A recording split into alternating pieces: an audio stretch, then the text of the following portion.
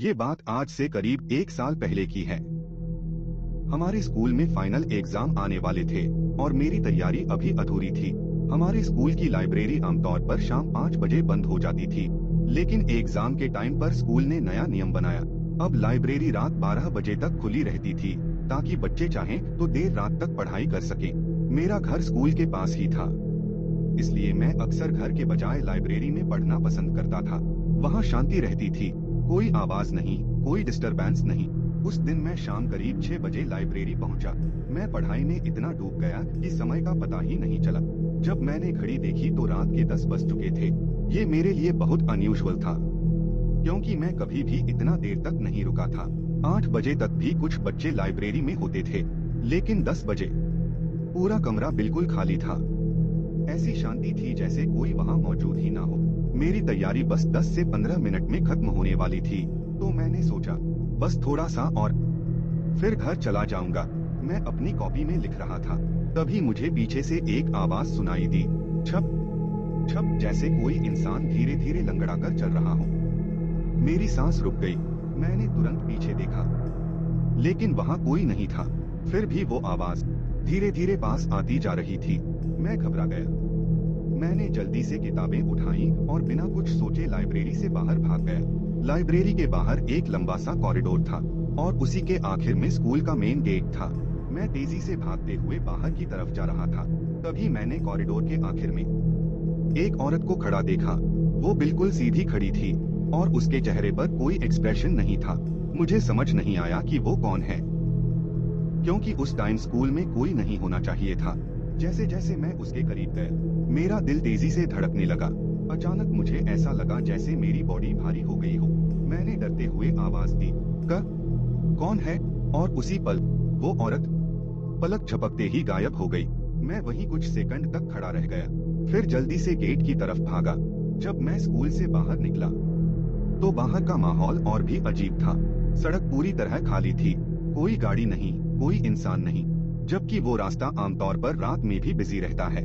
मैं थका हुआ था, भूखा भी था, लेकिन उस वक्त डर इतना ज्यादा था कि पैरों में जान नहीं थी। मैं सिर नीचे करके तेज तेज चलने लगा और तभी मुझे जमीन पर एक परछाई दिखी। वो परछाई मेरी तरफ बढ़ रही थी, लेकिन मेरे आसपास कोई नहीं था। मैंने धीरे से ऊपर देखा और मेरी हालत खराब हो गई। मेरे सामने वही औरत चल रही थी। उसकी चाल बहुत धीमी थी, जैसे उसके पैर जवाब दे रहे हों। मैं कुछ ही सेकंड में उसके पीछे पहुंच गया। अब मैं उसे साफ देख पा रहा था। उसके कपड़े फटे हुए थे, पूरे गंदे और धूल से भरे हुए। उसके बाल उलझे हुए थे और सबसे डरावनी बात, उसके हाथ और पैर अजीब तरीके से टेढ़े-मेढ़े थे। ऐसा लग रहा था जैसे उसकी हड्डियां टूटी हुई हों। मेरे अंदर से आवाज आ रही थी, रुक जा, इसके पास मत जा। मैं वहीं खड़ा हो गया और फिर अचानक उस औरत ने अपना चेहरा मेरी तरफ घुमाया और बहुत धीमी आवाज में पूछा, क्या तुमने मेरी बच्ची को देखा है? मैं पूरी तरह फ्रीज हो गया। मेरे मुंह से एक शब्द भी नहीं निकला। उसकी आंखें ऐसी लग रही थीं जैसे वो कई सालों से रो रही हो। मैं डर के मारे बस एक ही चीज सोच रहा था, ये यहाँ से चली जाए। मैंने कांपते हाथ से दूर की तरफ इशारा किया और बोला, वो उधर, शायद उधर गई होगी। वो औरत बिना कुछ बोले लंगड़ाती हुई उसी तरफ चलने लगी। धीरे धीरे वो इतनी दूर चली गई कि अंधेरे में गायब हो गई। मुझे लगा अब खतरा खत्म हो गया, लेकिन मेरे अंदर एक डर था कि कहीं वो फिर वापस ना आ जाए। मैंने तुरंत दौड़ लगाई और घर की तरफ भागने लगा। मैं बस चाहता था कि रास्ते में कोई मिल जाए, कोई आदमी, कोई गाड़ी, कोई आवाज, लेकिन सड़क बिल्कुल सुनसान थी। तभी पीछे से एक तेज चीख सुनाई दी, वो यहाँ है। उस आवाज में दर्द भी था और गुस्सा भी। और उसके बाद मुझे कुछ याद नहीं। जब मुझे होश आया, मैं अपने घर के अंदर था। मेरे पड़ोसी ने मुझे बताया कि मैं सड़क पर बेहोश पड़ा था और वो मुझे उठाकर घर ले आया। अगले दिन उसी पड़ोसी ने एक और बात बताई। उसने कहा, क्या तुम्हें पता है, 1998 में इस स्कूल में एक औरत रहती थी। उसका नाम माया था। उसकी 10 साल की बेटी इसी ब्लैकवुड पब्लिक स्कूल में पढ़ती थी। एक दिन वो बच्ची खेलते खेलते गिर गई और उसी हादसे में उसकी मौत हो गई। माया का दिमाग उस दिन से खराब हो गया। वो हर दिन स्कूल के आसपास घूमती और अपनी बेटी को ढूंढती रहती।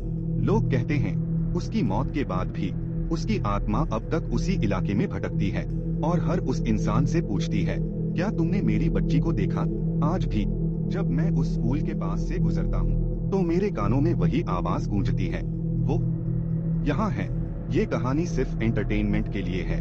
इसका किसी भी असली जगह या इंसान से कोई संबंध नहीं है। और अगर आप ऐसी ही डार्क स्टोरीज देखना चाहते हैं तो सब्सक्राइब करो।